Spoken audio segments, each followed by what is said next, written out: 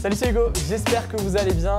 C'est la seconde émission, le deuxième épisode du coup de Questions aux sénateurs. D'ailleurs, cette semaine, c'est présenté par moi-même et non pas par Jean Massier comme c'est écrit sur l'intro, mais ça revient au même, c'est plus ou moins, c'est le même format.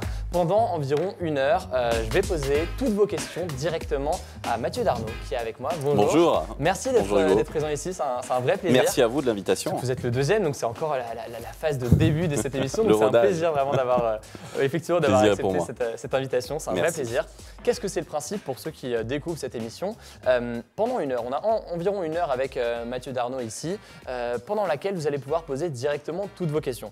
Moi, j'en ai ici que vous m'avez envoyé sur Twitter, sur Instagram, sur d'autres réseaux sociaux, sur le chat aussi d'Acropolis, sur un peu tous les réseaux sociaux. Donc j'en ai déjà répertorié pas mal, mais heureusement, il y a le chat, vous le voyez juste derrière moi, il y a le chat et l'idée aussi c'est que vous puissiez poser d'autres questions et donc on va les ajouter, on va les lire en direct.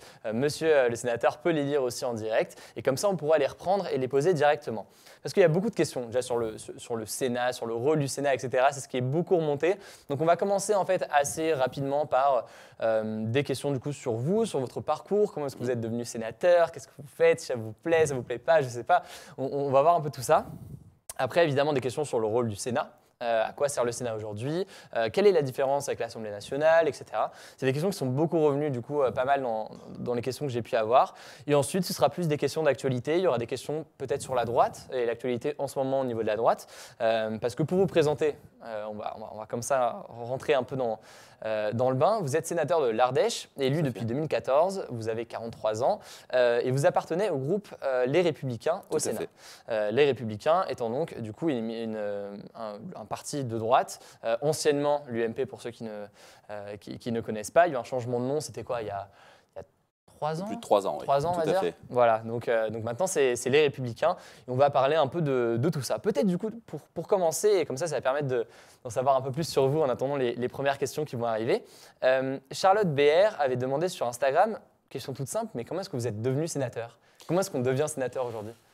Souvent par le biais de son mandat d'élu local. Et puis pour moi, parce que je porte un attachement tout particulier à mon territoire, à l'Ardèche. Je crois que j'ai vraiment nourri au fil du temps, au-delà de mes racines, un attachement. Et puis le sentiment qu'aujourd'hui, pour des territoires ruraux, le Sénat, c'est particulièrement important. C'est la capacité justement de faire entendre la voix de cette ruralité. Alors la ruralité, c'est plus que l'Assemblée nationale ou c'est comment ça se Je le crois, bien sûr les élus, mais pas que les élus. Moi, je fais beaucoup de terrain la semaine et je rencontre beaucoup d'acteurs, bien sûr les acteurs associatifs, je rencontre des citoyens, aussi des acteurs du monde de la santé. Et je crois qu'aujourd'hui, on a, et c'est un paradoxe souvent par rapport à l'image du Sénat, un besoin de Sénat. D'ailleurs, j'ai vu qu'il y a un récent sondage d'Odoxa qui confirme qu'il y a un attachement qui est de plus en plus marqué des Français vis-à-vis de la Haute Assemblée. Alors moi, j'ai d'autres chiffres sur cette question-là, et donc ça peut être l'occasion d'en discuter. C'est vrai que quand moi j'ai annoncé sur Instagram, Twitter, hier, etc., que j'allais vous poser des questions et leurs questions directement à vous, il y a pas mal d'entre eux qui ont dit mais au final je ne suis pas sûr du rôle du Sénat et je ne suis pas sûr que les gens, il y a typiquement là, des questions, une question Hamzaner, je vais essayer de bien prononcer son pseudo, qui dit « Est-ce que les sénateurs ont conscience du fait que les Français pensent pour la majorité que le Sénat ne sert à rien ?» Alors, oui, je cite ce qu'il a dit. Et moi, du coup, j'ai creusé un peu pour voir d'où il sortait ça. Je suis tombé sur une étude de YouGov pour Capital qui dit que 60% des Français étaient pour la suppression du Sénat. Comment est-ce que vous voyez ça en tant que sénateur? C'est un vieux débat, mais parce qu'on ne fait pas suffisamment de pédagogie. Ouais. Et je crois qu'on en est conscient. Nous-mêmes, les sénateurs, d'ailleurs, c'est un débat qu'on a eu avec le président Larcher, et je crois qu'on a la volonté vraiment de mieux faire connaître le Sénat. Le Sénat, c'est une assemblée qui légifère, au même titre que l'Assemblée nationale. Elle a ceci de particulier et d'intéressant pour nos concitoyens qu'elle n'est pas forcément dans le même rythme, dans la même temporalité. L'Assemblée, c'est finalement l'expression de la pulsion populaire, de la pulsion de nos concitoyens. Le Sénat, il peut légiférer avec plus de recul. Il a moins un lien direct, selon moi, avec l'actualité. Et c'est intéressant parce que ça permet de traiter des vraies questions de fond qui concernent le quotidien de nos concitoyens. Et j'insiste sur ce terme de quotidien parce que je pense qu'on l'abordera aura des thèmes aujourd'hui qui sont très inquiétants, très anxiogènes pour nos concitoyens. La santé publique notamment, c'est vrai en milieu urbain, mais c'est vrai en milieu rural. Pour l'avenir des communes, pour les questions de mobilité, comment demain on va se déplacer. Tout ça sont des sujets qui ont été traités, qui ont fait l'objet de propositions de lois sénatoriales et qui ont abouti de façon concrète. Donc le Sénat, il a vraiment un rôle de proximité par rapport à la vie quotidienne également de nos concitoyens. Et justement, pour prolonger un peu là-dessus, j'ai eu pas mal de questions là-dessus. J'essaie de retrouver exactement qui l'a posé pour qu'il soit mentionné sur l'émission. Je vais essayer de la retrouver, mais quelqu'un qui demandait justement quelle est la différence, vous venez de le dire, du coup, que le Sénat avait plus de recul par rapport à l'Assemblée nationale, mais comment ça se fait qu'il y ait plus de recul? Est-ce que vous pouvez peut-être expliquer la façon du coup, dont les sénateurs sont élus? Est-ce que c'est ça qui fait que le Sénat a plus de recul? C'est le fait qu'ils sont moins dans le jeu politique, qu'il y a moins de rapport avec le gouvernement? On est moins sous le feu des médias, c'est une évidence. Je crois qu'il faut rappeler les choses. On est élu par ce qu'on appelle les grands électeurs, qui sont des élus municipaux, maires, adjoints, conseillers départementaux, conseillers régionaux, députés. Et on est là pour représenter, comme je le disais, la voix des territoires et les collectivités. Pour autant, on légifère au même titre, comme je le disais, que l'Assemblée nationale. Donc on s'intéresse absolument à tous les sujets. Mais on a, c'est une évidence, plus de recul par rapport à l'Assemblée nationale et la capacité justement d'opérer un rééquilibrage. Parfois, on a le sentiment que les lois qui nous arrivent de l'Assemblée nationale sont faites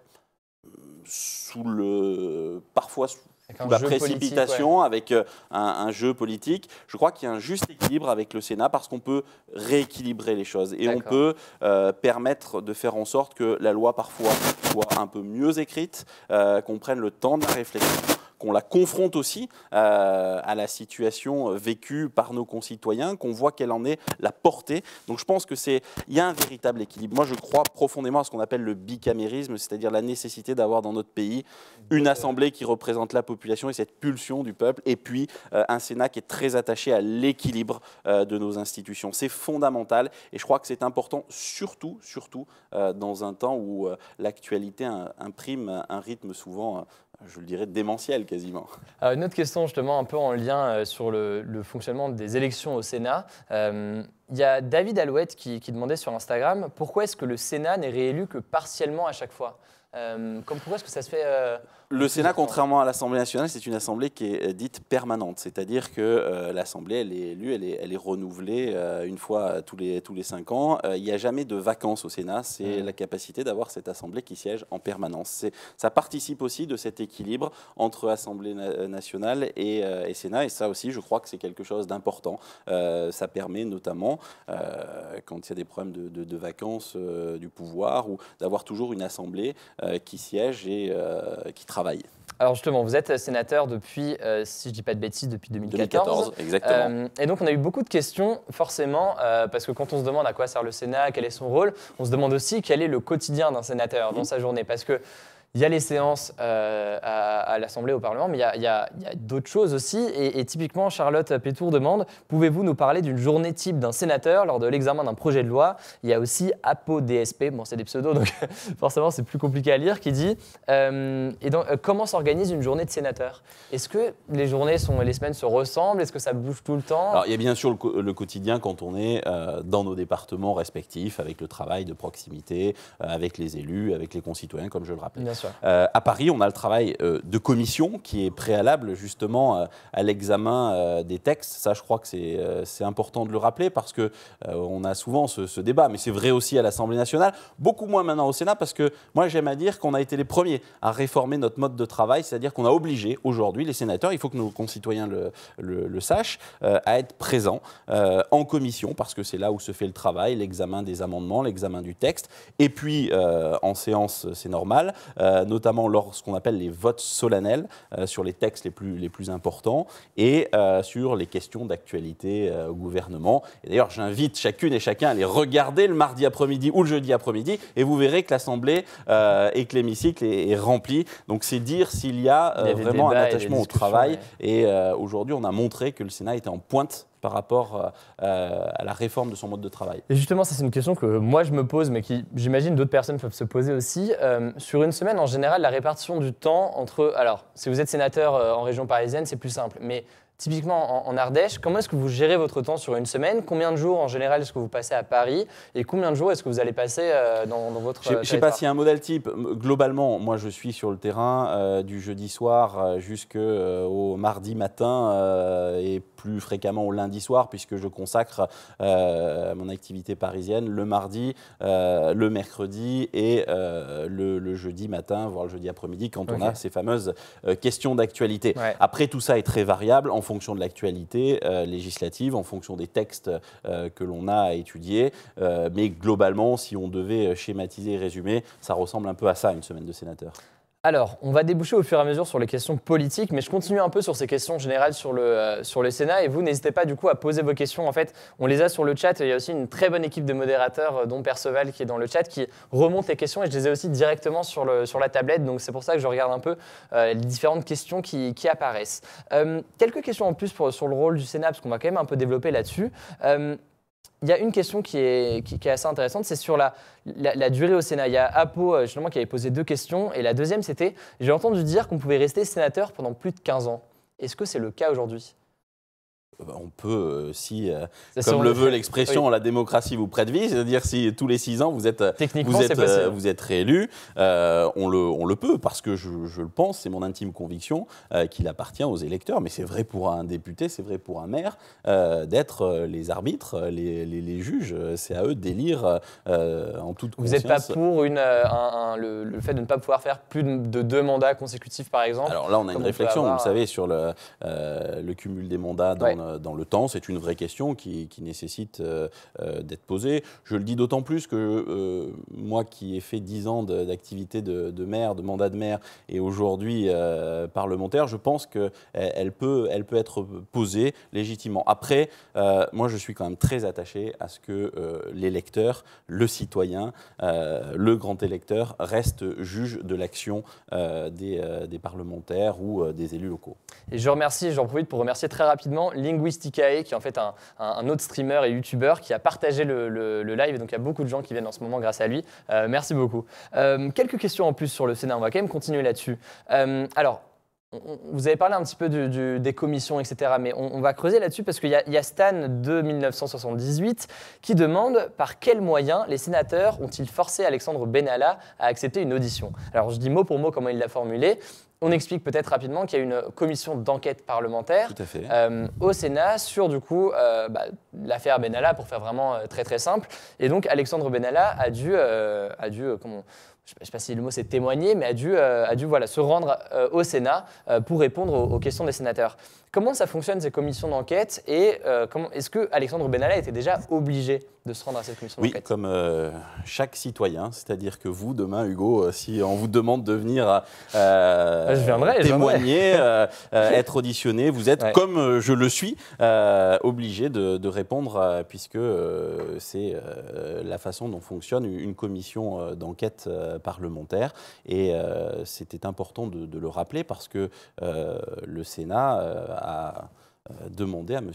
Benalla, comme à d'autres personnalités, d'autres personnes qui, de près ou de loin, étaient concernées par la sécurité du président de la République, de venir s'exprimer devant cette commission d'enquête qui pose des questions sur tout ce qui concerne le fonctionnement. Je précise parce qu'il y a un volet qui concerne la justice. Donc les faits concernés, ça n'est pas du ressort de la commission d'enquête. C'est ce que j'avais demandé. Quelle différence quel lien ou rapport ou différence entre une commission d'enquête au Sénat et la justice? Comment s'organisent les deux? La justice fait son travail d'un côté et la commission d'enquête, elle a vocation à s'intéresser justement au fonctionnement ou de pointer du doigt les dysfonctionnements justement qu'il pourrait y avoir, là en l'occurrence sur la sécurité du président de la République, assurée d'un côté par le commandant militaire et le fameux GSPR. Ok, alors j'en profite parce que je viens de voir que Jérôme Durin, qui est du coup sénateur socialiste et qu'on a reçu, que Jean Massier a reçu la semaine dernière, c'était dans cette même émission, vous a posé une question. Je ne sais pas si vous avez pu la voir sur Twitter, mais je vais la reposer quand même pour que tout le monde la voit. Mot pour mot, la question c'était: comment se passent les relations entre la droite et la gauche au Sénat dans le nouveau monde d'Emmanuel Macron? Alors on n'a pas pu voir, je sais pas si c'était des guillemets ou pas des guillemets sur Nouveau Monde, je suis pas sûr que ce soit ces mots vu qu'il est sénateur socialiste, mais comment se passent les relations entre la droite et la gauche au Sénat? Écoutez, elles sont cordiales, les relations. L'idée, c'est quand même qu'à un moment donné, on légifère, qu'on puisse débattre de sujets, encore une fois, qui concernent l'ensemble des sujets, des textes. Et donc, nécessairement, on a l'occasion de travailler ensemble dans les commissions. Et encore une fois, alors je ne sais pas si le Nouveau Monde a modifié les choses, à d'autres niveaux sûrement, mais s'agissant de l'ambiance de travail au Sénat, je pense qu'elle a toujours été cordiale, qu'elle le reste et qu'il peut y arriver, et c'est même souhaitable, qu'on ait parfois des convergences d'idées sur certains points, heureusement d'ailleurs. Et puis après, fort de nos convictions, on a des divergences, elles sont exprimées, on a des débats, comme on a des débats à l'Assemblée nationale, mais encore une fois, moi je suis très attaché au fait qu'on ait un climat de travail qui soit un climat apaisé, parce que je crois qu'aussi nos concitoyens en ont un peu ras-le-bol des joutes verbales permanentes dans la vie politique française. Il faut aussi qu'il y ait des temps d'apaisement où on travaille sur le fond des sujets. Et ça, je crois que c'est une des plus-values aussi du Sénat. Et peut-être que là aussi, justement, c'est ce que j'allais dire, il y a la différence, on parlait du côté plus apaisé au Sénat, c'est peut-être aussi justement dans les relations entre les différents bords politiques, où on est moins dans le jeu politique, peut-être moins d'attention médiatique, moins de ce jeu de vie politique. Et du coup, j'imagine qu'il y a les relations entre les différents élus de gauche. Jérôme Durain, typiquement, je ne pense pas que vous soyez en conflit. Non, on s'entend très bien. Il y a des désaccords dans les idées. On s'entend très bien avec Jérôme. D'ailleurs, on a eu à travailler sur certains sujets. Et je crois que c'est un parlementaire qui est très engagé à la fois dans son territoire ou dans les sujets qu'il suit au Sénat. Après, on a des convictions respectives, comme je le disais. On a parfois des divergences, parfois des convergences. L'important, c'est d'être en capacité vraiment d'aborder les sujets sur le fond, parce que c'est vraiment cet état d'esprit qui doit régner au Sénat. On n'est pas d'accord sur tout, loin s'en faut, mais à un moment donné, si on veut que le débat puisse être un débat positif, qu'on puisse légiférer utilement, il faut aussi qu'on puisse converger sur certains points, converger au sein du Sénat, converger aussi avec les députés, puisqu'on a des moments, à travers des commissions mixtes paritaires, c'est l'endroit où les députés et les sénateurs se rencontrent pour essayer de faire en sorte que le texte puisse justement avoir une forme de convergence. Alors justement, je regarde un peu votre profil, et c'est vrai qu'on peut avoir l'idée que pour être sénateur, pour être un homme politique, etc., il faut forcément avoir fait Sciences Po, avoir fait des études comme ça. Alors il me semble que vous avez fait Sciences Po aussi à Lyon, les notes sont bien prises. Mais vous avez commencé avec un institut d'urbanisme de Grenoble. Et je ne sais plus qui demandait ça. Il y avait quelqu'un qui demandait justement, Mathilde, qui demande en quoi votre formation en urbanisme a été un élément bénéfique pour votre rôle actuel de sénateur. Est-ce qu'il y a eu un lien et comment ça s'est formé finalement? Parce que devenir sénateur, ça ne parle pas forcément à tout le monde n'a pas forcément ça en tête. Qu'est-ce qui a fait que vous êtes tombé là-dedans en fait? L'urbanisme, c'est très intéressant. Aujourd'hui, je pense en milieu rural, les questions du développement, de la construction en milieu rural, c'est un sujet éminemment important. Si on veut redonner une dynamique sur nos territoires ruraux, voire périurbains, parce qu'il ne faut pas stigmatiser la ruralité, l'urbanisme, c'est quelque chose d'important, parce que l'urbanisme, c'est ni plus ni moins que l'organisation de la cité, l'organisation de nos communes, et c'est un sujet qui est un sujet parfois complexe pour les élus, et puis c'est un lien très direct avec la vie publique, l'urbanisme. Donc forcément, ça participait pour moi, l'appétence et de l'intérêt que je portais à la vie publique en règle générale. Très bien. Alors justement, on va avoir pas mal de questions maintenant. J'ai peut-être une ou deux dernières questions sur le Sénat, mais après on va aussi déboucher sur des questions un peu plus politiques, sur la droite, sur des questions, je vois qu'il y a l'environnement où il y a beaucoup de questions. Je vous rappelle du coup, si jamais vous venez de nous rejoindre, qu'on a une discussion là pendant environ une petite heure, enfin même une heure complète, avec attendez, je suis perdu sur mes notes. Oui, on a une discussion pendant une petite heure où en fait je vais prendre directement toutes vos questions via le chat, via Instagram, via tous les réseaux sociaux et les poser du coup avec Mathieu Darnaud qui est sénateur Les Républicains et qui nous fait le plaisir d'être ici pendant une heure pour répondre à toutes nos questions sur le rôle du Sénat, sur des questions politiques, etc. Sachant que la semaine prochaine, on aura d'autres invités. Donc on aura un autre sénateur de tout bord politique, ça varie chaque semaine. Et du coup, cette semaine, c'est vous. Donc n'hésitez pas à poser vos questions directement dans le chat, c'est ça aussi que je voulais dire. Alors, on va continuer du coup sur les questions directement sur vous. Vous êtes, on l'a dit, un sénateur Les Républicains, donc de droite. Et une question toute simple, peut-être, c'est, parce que là, on parlait de votre parcours, comment est-ce que vous en êtes venu à faire ce que vous faites aujourd'hui au Sénat. Clash Mat 10 demandait, vous êtes-vous toujours qualifié comme homme de droite et à quel âge est-ce que votre conscience politique s'est formée? J'ai toujours eu un peu de mal avec ce terme droite et gauche. Moi, je suis profondément gaulliste. Alors, ça ne parle pas forcément aux jeunes, le fait d'être gaulliste, mais pour moi, ça signifie parfois qu'on peut aller justement au-delà de ces clivages droite-gauche. Pour moi, le gaullisme, c'est justement, entre guillemets, certaines idées de la France. C'est un attachement à un pays, à des territoires. C'est vraiment le fait de pouvoir être aussi dans une démarche pragmatique, c'est important parce que nos concitoyens aujourd'hui l'appellent de leur vœu. Et puis parce que, épousant ces convictions-là, j'ai à l'époque milité au sein du Rassemblement pour la République, le RPR, puis ensuite à l'UMP, aujourd'hui aux Républicains. Et vous étiez gaulliste depuis quand? Enfin, à quel âge Alors, comment ça a débuté? je le dis souvent parce que souvent on me pose la question, mais est-ce que c'est un atavisme familial? Est-ce que c'est tes parents qui t'ont...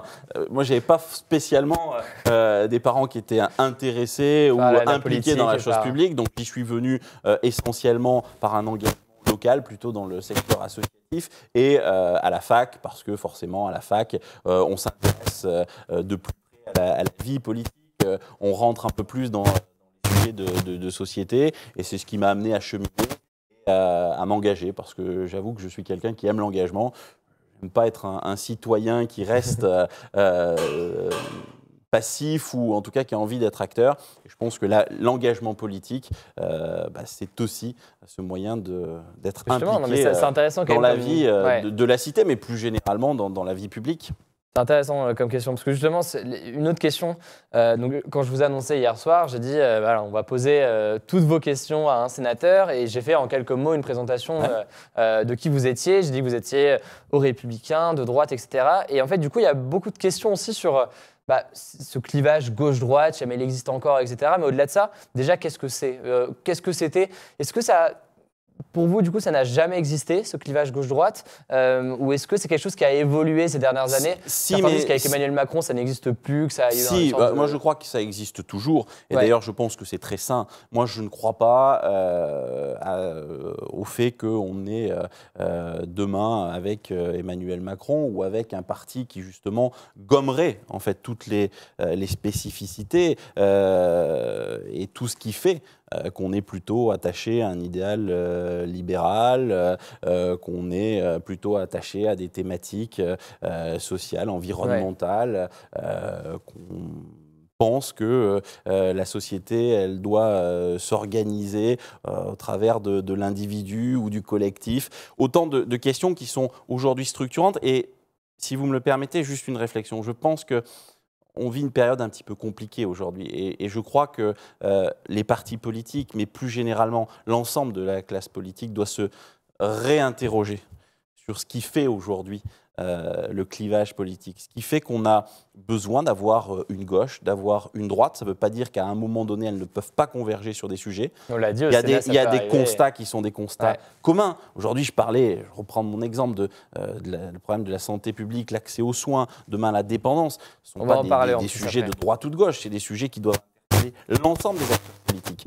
Mais à un moment donné, sur des sujets, notamment le sujet économique, par exemple aujourd'hui, ce que l'on reproche au président de la République, c'est d'avoir une absence de volonté politique plus affirmée sur la question de la dette, parce qu'on sait très bien, et les chiffres parlent d'eux-mêmes, on est le seul pays qui continue à creuser sa dette. Et ça pose une question essentielle. Nous, on appelle de nos voeux une réduction de la dépense publique parce qu'on considère, à droite, aux Républicains, et d'autres font ce constat, que c'est le seul moyen demain de retrouver des marges de manœuvre dans notre pays, donc de réinvestir, notamment sur nos territoires, notamment sur les problématiques qui concernent nos concitoyens. On va en reparler. Je reprends un peu des questions sur ça, sur la gauche, sur la droite.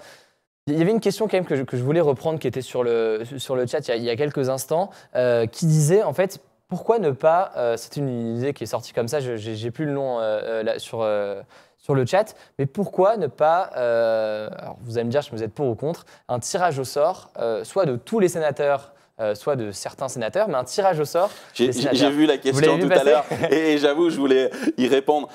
Je n'y suis absolument pas favorable parce que, encore une fois, la politique, c'est un engagement. La politique, elle doit reposer aussi sur une volonté des femmes et des hommes de s'engager. Et puis, moi, je crois que l'électeur doit rester, le concitoyen doit rester celui qui juge, qui arbitre et qui permet l'élection. La démocratie, c'est ça. C'est qu'à un moment donné, on s'engage sur des idées. Je pense qu'aujourd'hui, il y a vraiment quelque chose qu'il faut qu'on réinvestisse si on veut que nos concitoyens aient plus confiance dans leurs élus. C'est la conjugaison entre ce que l'on dit et ce que l'on doit faire derrière. Je crois que nos concitoyens en ont ras-le-bol des élus qui arrivent avec des catalogues à la Prévert et qui ne sont pas en capacité de mettre en application leurs projets. Donc ça, c'est important. Mais au final, c'est l'électeur qui doit juger, c'est le concitoyen qui doit être juge de tout ça. Tirer au sort, pour moi, ça n'a pas d'intérêt, ça n'est pas la conception que je me fais de la démocratie. Ouais. Et j'imagine que ce que certains peuvent penser en mettant en avant cette idée, c'est le fait que du coup, on aurait des élus qui soient plus désintéressés dans le sens où ils n'auraient pas une volonté de carrière en politique. Écoutez, moi j'observe quand même ce qui se passe à l'Assemblée nationale avec le Nouveau Monde. On nous a dit, vous allez voir, vous allez avoir des parlementaires, on va changer la donne, on va avoir des gens qui viennent. Alors, je déteste le terme société civile parce que de facto, quand on s'engage, forcément on vient, on a tous eu un métier, on a une activité, on s'intéresse à la vie publique. Bon, aujourd'hui, quand on regarde ce qui se passe à l'Assemblée nationale, on a le sentiment que le terme un peu cosmétique du Nouveau Monde, c'est vraiment un terme cosmétique. J'explique peut-être pour ceux qui ne savent pas que quand on parlait de société civile, c'est du coup ces élus qui, c'est vrai, sont en tout cas apparemment venus plus en nombre avec l'élection d'Emmanuel Macron. Dans les partis politiques ou un engagement de longue durée qui viennent à la politique par rapport à leur expérience. C'est le cas de ministre, ça a été le cas de ministres, de parlementaires depuis longtemps. Mais encore une fois, moi je crois à la démocratie, je crois aussi en nos institutions de la Ve République. Elles ont montré qu'elles pouvaient finalement permettre de concilier tous les cas de figure, y compris des cohabitations, et que ça fonctionne. Donc je crois qu'on doit croire dans nos institutions et je crois qu'on doit croire dans la démocratie, quand bien même on traverse des périodes difficiles. Est-ce que, alors, il y a le gros gag, c'est un drôle de pseudo, mais qui demande, Acropolis, y a-t-il des sénateurs anti-Sénat? Est-ce que vous connaissez des sénateurs au Sénat qui sont pour... C'est un peu du masochisme, ça, Hugo. Ouais, mais ça me fait penser à typiquement des élus, une sorte d'équivalent, qui seraient au Parlement européen et qui seraient contre l'Europe. Vous voyez ce que je veux dire? Est-ce que de la même façon, on peut avoir des sénateurs... C'est différent parce qu'ils sont au Parlement européen, ils défendent des visions de l'Europe qui sont très différentes. C'est-à-dire une Europe qui est contre le fédéralisme, c'est-à-dire qui a un pouvoir... Ou même parfois une sortie de l'Union européenne. Ou une sortie de l'Union européenne, mais qui ont besoin d'être dans ces hémicycles, dans ces parlements pour exprimer ça. Ouais. Je crois que quand on se fait élire au Sénat, c'est qu'on croit dans l'institution, c'est qu'on croit à la Haute Assemblée, c'est qu'on est persuadé qu'en France, on a besoin de deux chambres, l'Assemblée nationale et le Sénat. Donc, j'en ai pas connu en tout état de cause à ce jour de sénateurs qui sont là pour venir. Il y avait pas de, vous connaissez pas de sénateur qui serait du coup favorable à la suppression du Sénat? Non. Oui. Non. On peut l'imaginer, mais ça pourrait être une question. Ça pourrait exister, mais en tout cas, j'ai pas eu à ce jour. Bon, écoutez, au moins on a quand même posé la question. Justement, il y a d'autres gens qui reprenaient la même remarque. Je lis, il y a bien des députés européens et europhobes. Mais donc apparemment non, il y a pas beaucoup, en tout cas pas du tout même de sénateurs qui seraient favorables à la suppression du Sénat. On va repartir du coup quand même sur la question de la droite, parce que ça a amené beaucoup de questions là-dessus. Timothée qui demande, Timothée CLD, qui avait demandé sur Instagram, quel est l'homme fort ou la femme forte de la droite aujourd'hui, selon vous? Écoutez, il y a un président chez les Républicains qui s'appelle Laurent Wauquiez, et puis il y a des personnalités dans notre famille politique, notamment le président du Sénat, Gérard Larcher, qui a un rôle institutionnel très fort. Dont vous êtes proche. Dont je suis proche aussi, et qui a démontré sa capacité à la fois à porter des convictions, c'est aussi un gaulliste, et puis à faire en sorte que justement cette image du Sénat, elle soit redorée parce qu'on a besoin les Français ont besoin de toucher du doigt ce rôle du Sénat. Et je crois que Gérard Larcher, ça a été vrai sur la commission d'enquête Benalla, c'est vrai sur des textes importants qui sont venus ou qui vont venir, je pense notamment à la réforme constitutionnelle, qui sera un temps important. On va en reparler un petit peu après. En espérant qu'elle arrive.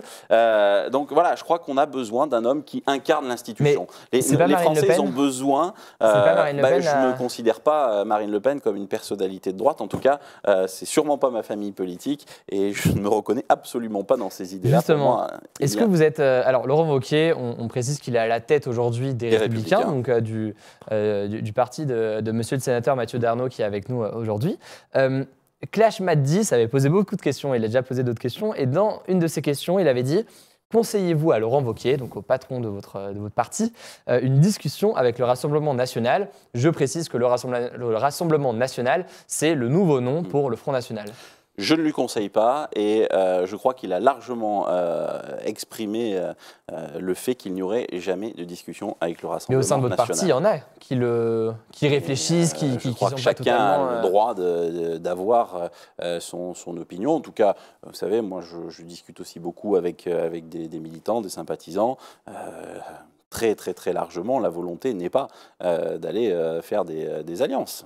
Comment est-ce que vous expliquez que aujourd'hui on entend autant... Alors, j'ai envie de dire que j'ai l'impression que alors en tout cas à titre personnel, j'ai l'impression que le Front National et le Rassemblement National est plus en difficulté depuis la dernière présidentielle, quoique les sondages aux élections européennes les placent bien en tête. Mais comment est-ce que vous expliquez que le Front National ou le Rassemblement National est monté aussi haut et pour beaucoup du coup apparaît aujourd'hui comme un nouveau visage de la droite, voire le visage de la droite, plus que les Républicains? Comment est-ce que vous expliquez ça?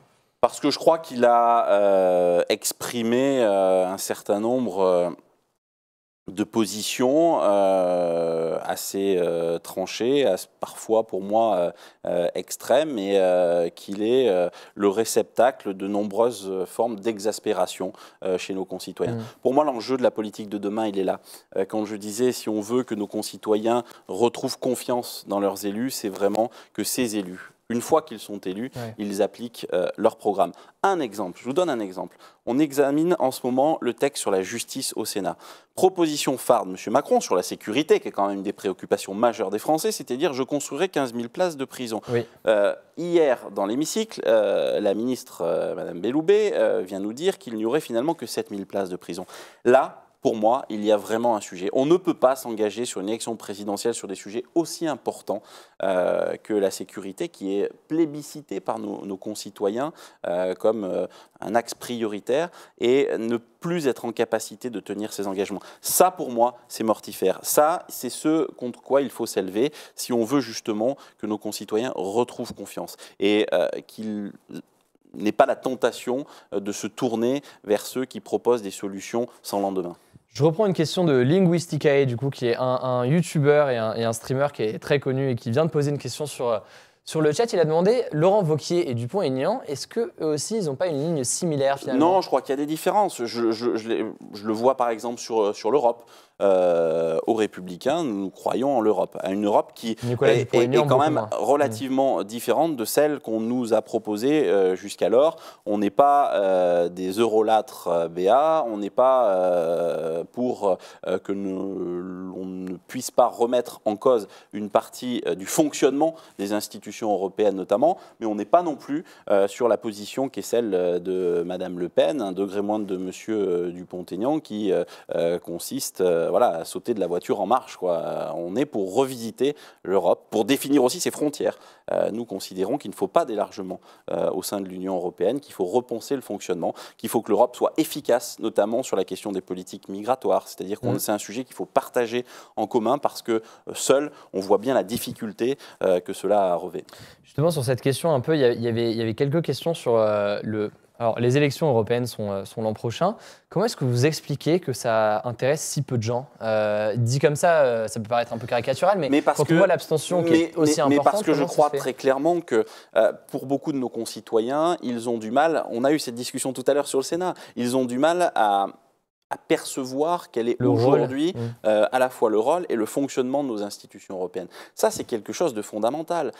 Il faut qu'on soit en capacité de redonner du sens à l'idée européenne en montrant une seule chose, c'est qu'elle soit vraiment un moteur en matière notamment de politique migratoire, parfois sur des sujets économiques, industriels, et puis qu'elle respecte aussi une forme de souveraineté des États qui la composent, parce qu'on sait bien qu'il y a des particularismes selon nos différents pays. Et ça aussi, je pense que c'est important. Il y a une question sur un exemple très précis. Albar qui demande, exemple concret, pour ou contre le soutien à des ONG comme celle de l'Aquarius, et pourquoi est-ce une réponse gaulliste?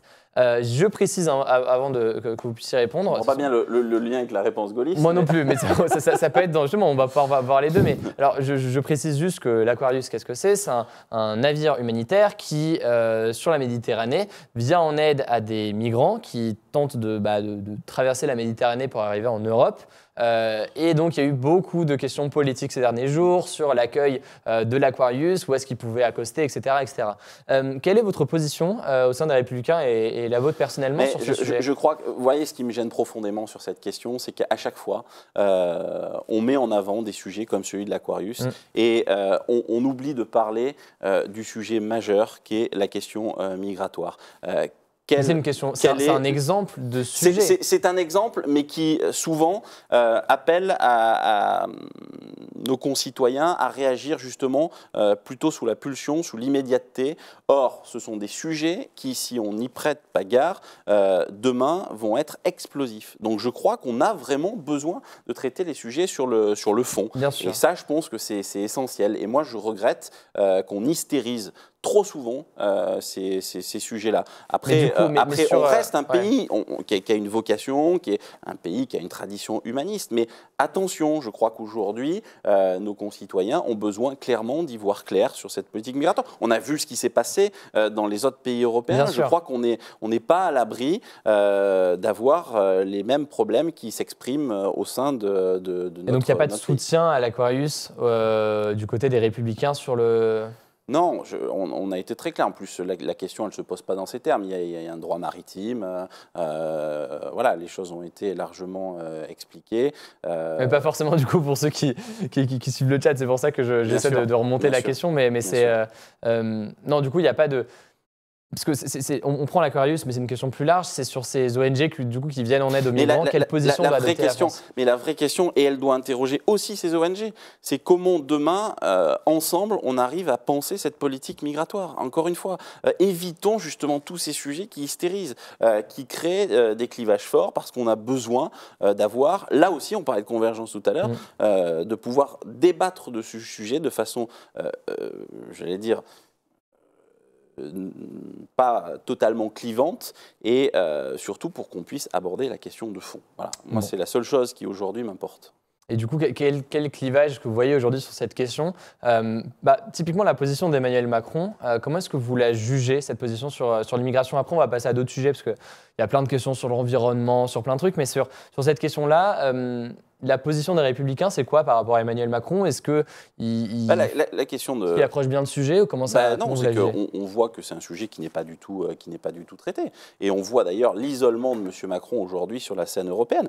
Emmanuel Macron nous avait dit, moi, président, je suis celui qui va réconcilier la France avec l'idée européenne, avec nos institutions européennes. On voit aujourd'hui à quel point M. Macron, parce que justement il n'est pas clair sur ces sujets-là, parce qu'il faut à un moment donné opérer un distinguo sur la question des migrations, sur la question des réfugiés, du droit d'asile, et que le texte qu'on a pu étudier, il ne traite pas suffisamment de la question migratoire. Il traite finalement la question des réfugiés et du droit d'asile. Ce sont des sujets qui sont éminemment différents. Là aussi, on ne peut pas dire malheureusement que M. Macron nous propose des choses qui vont résoudre cette question-là. Ok. Alors, une dernière question peut-être sur la droite, etc. Et après, on va aller plus dans les questions de fond. J'ai P. Brezin, alors lui, il est dur à prononcer comme pseudo, qui dit « Comment vivez-vous, alors peut-être pas vous personnellement, mais j'imagine au sein de votre parti, le fait que beaucoup d'élus de droite rejoignent La République En Marche ?» La République En Marche étant le mouvement d'Emmanuel Macron, et le fait que C'est vrai, on a eu, alors Édouard Philippe est issu des Républicains, Gérald Darmanin, c'est le cas aussi, il y en a plusieurs. J'observe que c'est quand même beaucoup moins vrai aujourd'hui. Et j'observe que la chute de popularité de l'exécutif et du président de la République invite surtout certains des personnalités de notre famille politique à réfléchir. Et d'ailleurs, Gérard Collomb ne vient pas des Républicains, mais était effectivement, là, va se présenter du coup à Lyon et a priori ne va pas se présenter avec l'étiquette La République en marche. Mais vous parlez, je rebondis sur juste, j'en profite. Ça me permet de revenir sur le sujet qu'on abordait. Ouais. La démission de Gérard Collomb, elle interpelle. Moi, le discours qu'a tenu Gérard Collomb lors de la passation de pouvoir avec Édouard Philippe, quand il quitte le ministère de l'Intérieur, il disait quoi, du coup, dit « J'ai peur qu'au regard du fait que les banlieues, pour certaines, sont livrées aux narcotrafiquants ou à l'islamisme radical, fasse que aujourd'hui nous sommes côte à côte et que demain nous pourrions être face à face. Ça doit nous interpeller sur ces questions-là. Je crois que cette question de la sécurité, cette question fondamentale de ces territoires qui, pour certains, sont en prise à des graves difficultés, doivent être des sujets prioritaires. Ouais. Or, de l'aveu même du ministre de l'Intérieur, on est sur un constat d'échec absolu. Ça n'a pas été suffisamment. Donc ça doit nous inviter à réfléchir et vraiment à voir une partie de l'échec du président Emmanuel Macron. Et justement là-dessus, alors une autre question politique qui est revenue un peu hier, quand moi j'avais demandé sur Instagram, je vais essayer de la reformuler et de le mettre dans le contexte de la discussion qu'on a en ce moment. Donc, Gérard Collomb a démissionné la semaine dernière, si je ne dis pas de bêtises, ça fait déjà quasiment une semaine, si ce n'est une semaine.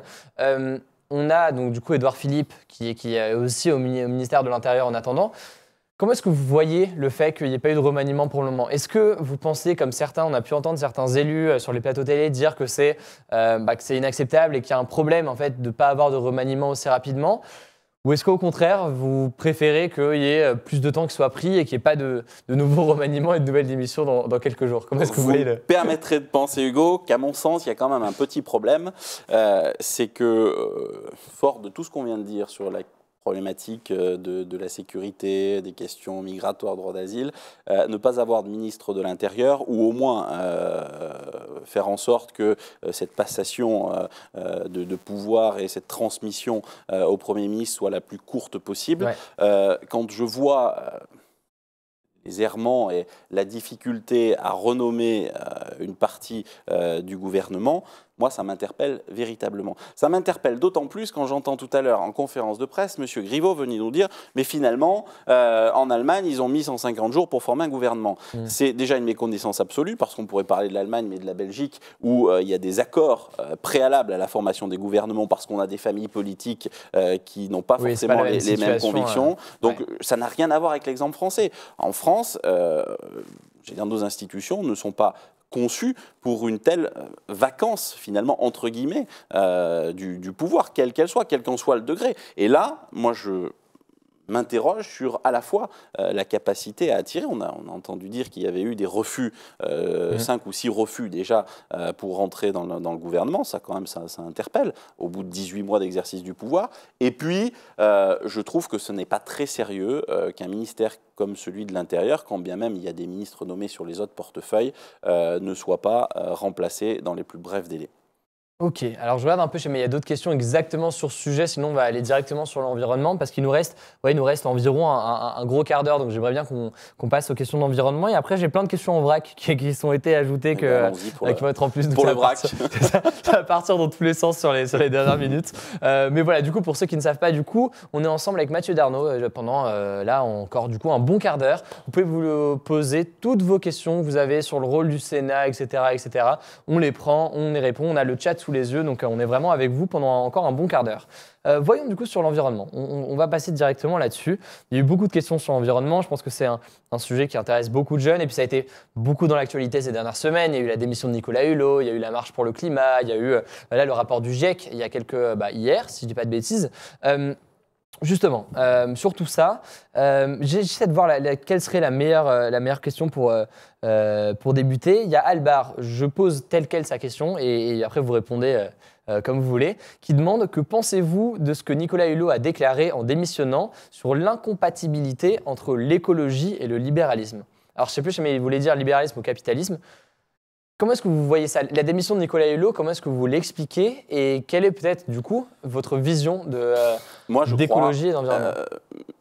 C'est un sujet qui m'intéresse beaucoup, sur lequel j'ai essayé de m'investir parfois, avec des fois une tonalité assez singulière sur des questions comme, par exemple, les hydrocarbures non conventionnels, comprendre les gaz de schiste, qui était un sujet dans mon propre département. Vous êtes favorable? Je suis complètement défavorable. Je me suis battu depuis toujours contre les gaz de schiste. Est-ce que c'est autorisé? Alors aux États-Unis, c'est dans quel... Je ne sais pas si c'est partout aux États-Unis ou si c'est seulement dans certains États. C'est autorisé aux États-Unis. D'ailleurs, on en a vu les effets et l'impact sur l'environnement. Moi, j'y suis farouchement opposé et je le dis clairement. Je pense que l'environnement, c'est un sujet, là aussi. On a parlé tout à l'heure de la sécurité. Je crois que l'environnement, c'est un sujet qui mérite d'être posé et dépassionné. Et je crois que l'environnement, ça a été la limite de cette politique du « en même temps » d'Emmanuel Macron. D'ailleurs, la démission de Nicolas Hulot, c'est la traduction de cette limite de la logique du en même temps, parce qu'il y a des choix à opérer sur les questions énergétiques. Aujourd'hui, par rapport à la question de la dépendance énergétique, à la question des énergies renouvelables, et je ne sais pas si l'écologie est inconcevable avec une logique libérale. Moi, je ne suis pas un libéral forcené, mais j'observe effectivement que aujourd'hui, on doit se positionner, on doit là aussi débattre sur des sujets qui sont des sujets majeurs d'avenir, comme le réchauffement climatique.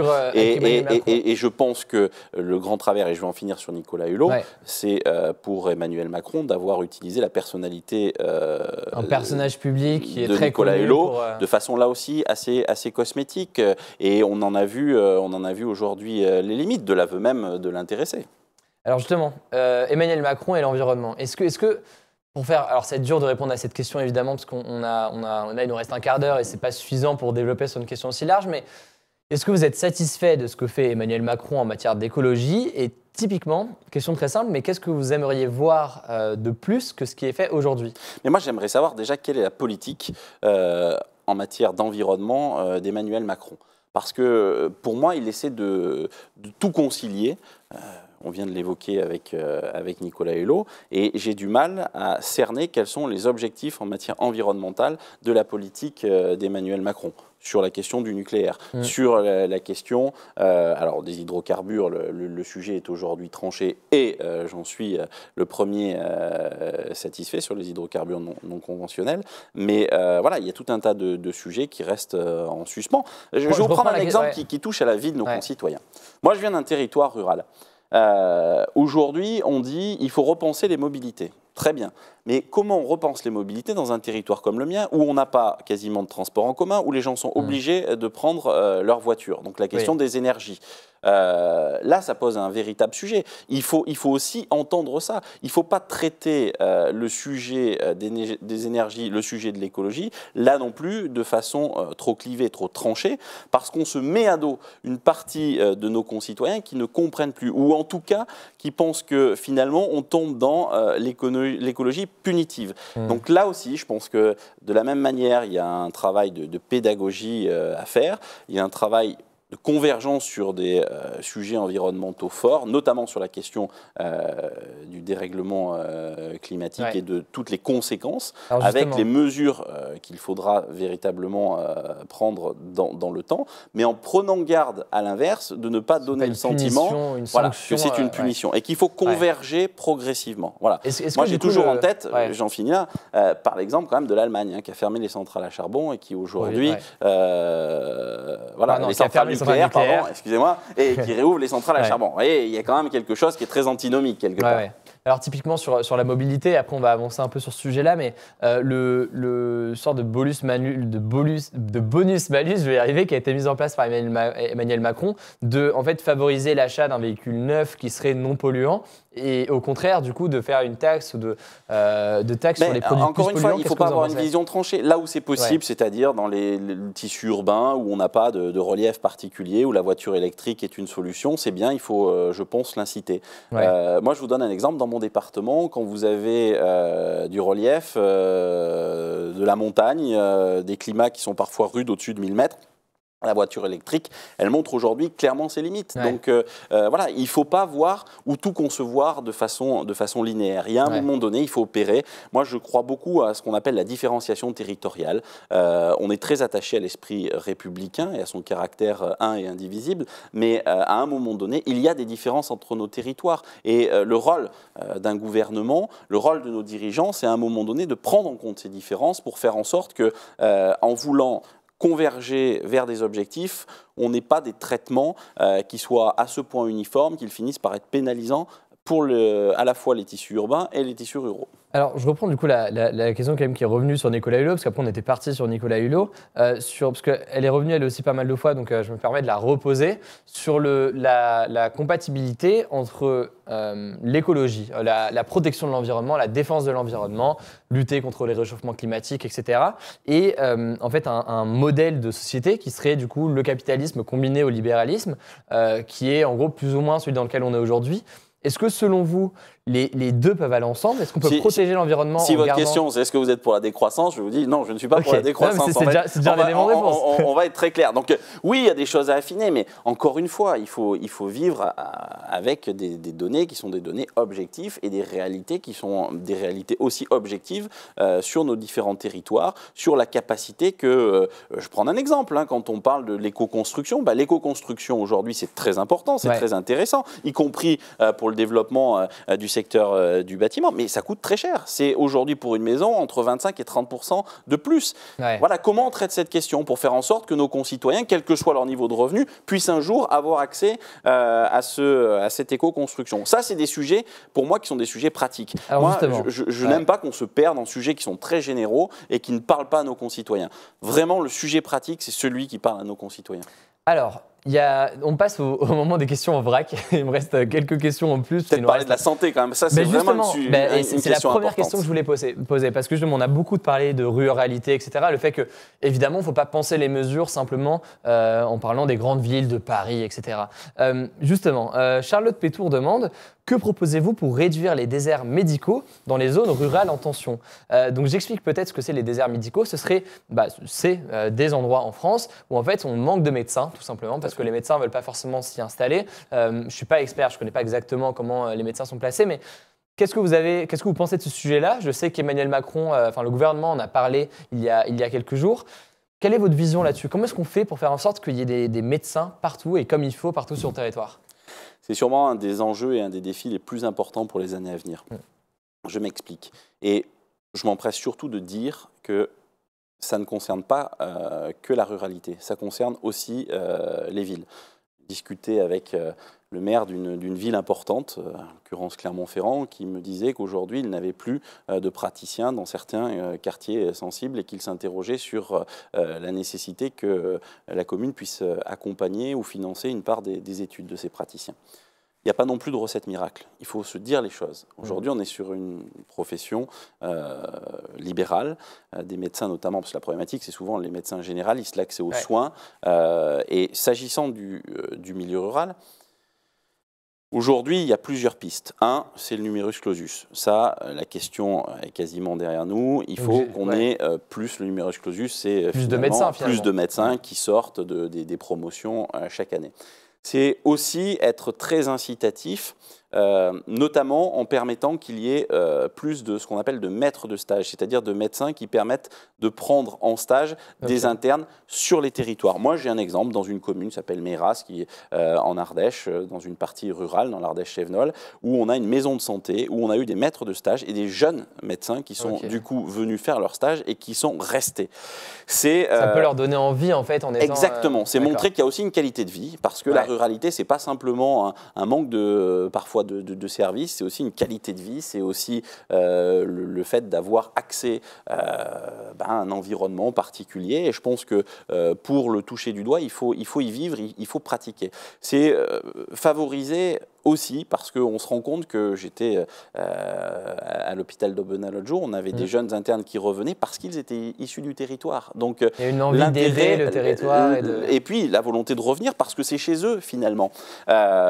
On peut aussi s'interroger sur la régionalisation des concours, parce qu'on sait qu'on a des zones qui concentrent énormément de médecins et d'autres, bien sûr, qui sont en tension. Ouais. Tout ça pour dire que c'est vraiment une question essentielle, parce que si on veut justement que nos territoires, notamment ruraux, mais périurbains, redeviennent attractifs, il faut que les gens puissent avoir accès aux soins, tout simplement. Ok, alors 2 dernières petites questions. Je les prends très rapidement. Il y en a une là qui me fait rire, donc de Jésus du ciel, qui dit pourriez-vous me recommander un coin sympa à visiter en Ardèche? Il n'y a que des coins sympas en Ardèche, du nord au sud. Allez en Ardèche, faites ce que vous voulez. Très bien. Non, il n'y a pas un lieu, un endroit, une ville, un coup de cœur des coups de cœur. Vous voulez pas froisser les autres? Des coups de cœur, j'en ai plein dans l'Ardèche méridionale, à Bannes notamment. Voilà, c'est des coins qui me parlent beaucoup, mais voilà, je suis très attaché aussi au Nord-Ardèche, un tourisme vert, alors qu'on a un tourisme qui est tourné vers la vallée les gorges d'Ardèche dans le sud. Ouais. Voilà, donc on a vraiment un peu tous les types de territoires, tous les types de paysages, il y a de quoi faire. Donc moi, j'ai qu'un conseil à lui donner, c'est venez en Ardèche. Super. Une dernière petite question de Nibal que je trouve intéressante. Alors là, aujourd'hui, vous êtes sur un réseau social puisque vous êtes sur Twitch en ce moment.